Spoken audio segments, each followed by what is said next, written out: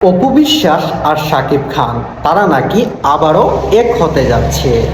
এবার শবনম বুবলির প্রশ্ন হলো, যদি তারা এক হয় তাহলে এখানে গোপন রাখার বিষয়টা কোথায় থেকে আসলো?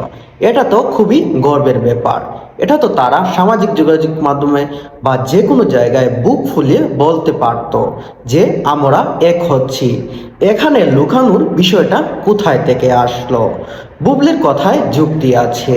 হ্যাঁ প্রিয় দর্শকরা, শাকিব খান অপু বিশ্বাস যদি এক হয়ে যায় তাহলে বুবলি এতে কোনো বাধা প্রদান করবে না।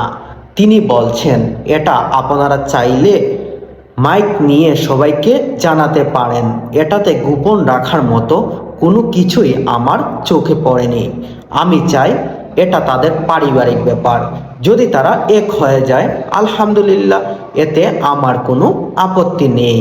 তাহলে দর্শকরা, আপনাদের মতামত কি?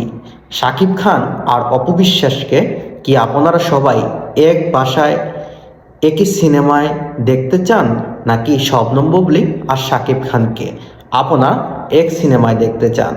আপনাদের মতামত আমার কমেন্ট বক্সে জানিয়ে যাবেন। আমি চাই অপু বিশ্বাস যেন আবারও তার সংসারে ফিরে আসুক, বুবলিও যেন তার সংসারে আবার ফিরে যাও।